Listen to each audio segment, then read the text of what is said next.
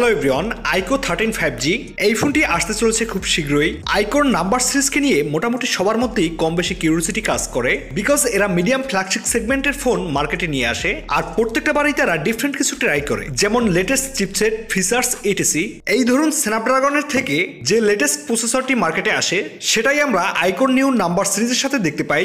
এবারও তার ডিফারেন্ট কিছু হচ্ছে না। আইকো 13 5G ফোনটি আসতে চলেছে স্ন্যাপড্রাগনের নিউ পাওয়ারফুল একটি চিপসেট নিয়ে।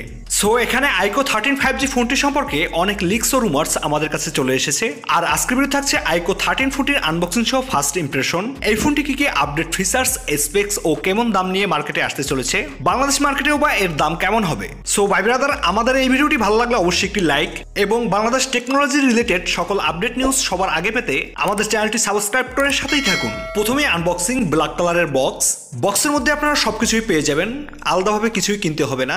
এর বক্স কন্টেন্টে রয়েছে প্রথমেই ফোন, এরপরে soft plastic back cover, user manual, charger 120 ওয়াটের যেটা টাইপ সি আউটপুটের সাথে এসেছে, আর সবশেষ type C to type C charging cable.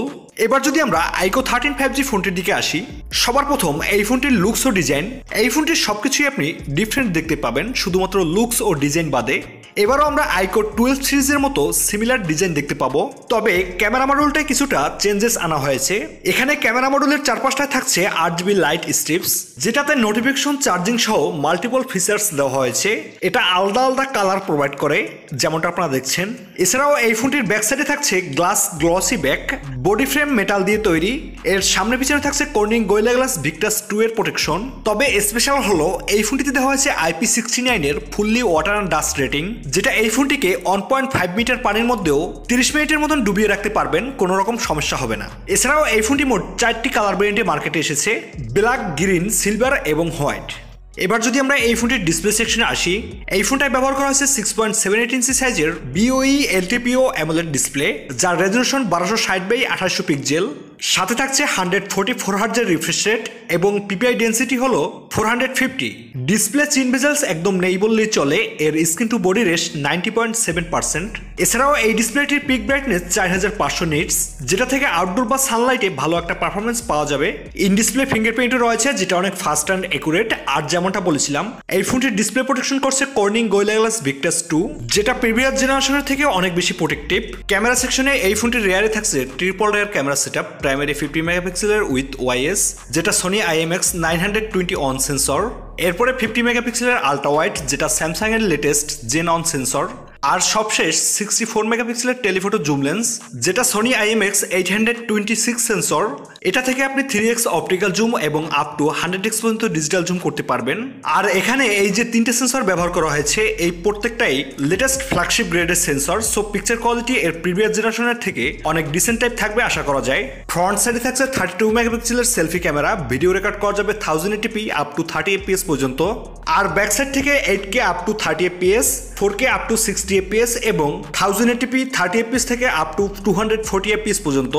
এবার ফাইনালি যদি আমরা এই ফোনটির পারফরমেন্সের দিকে আসি, এই ফোনটিতে ব্যবহার করা হয়েছে কলকমের নিউ স্ন্যাপড্রাগন 8 এলিট চিপসেটটি। এটা 3nm বিল্ড, অনেক পাওয়ারফুল একটি চিপসেট। এর অন্তত স্কোর ছিল প্রায় 3 মিলিয়নের উপরে, একটা অক্টোকর প্রসেসর। আর এই ফোনটি রান করবে অরিজিনওএস 5 দিয়ে। আউট অফ দ্য বক্স থাকবে অ্যান্ড্রয়েড 15। এর RAM type LPDDR5X, storage type UFS 4.0। এই ফোনটি থেকে আপনি যে কোনো ধরনের games up to 120 fps play করতে পারবেন, কোনো ধরনের ল্যাগ বা ফ্রেম ড্রপের দেখা মিলবে না। আর এটা যেহেতু একটা ফার্স্ট ইমপ্রেশন, ইনডেপথ এই ফোনটির একটা ফুল রিভিউতে আমরা আলোচনা করব।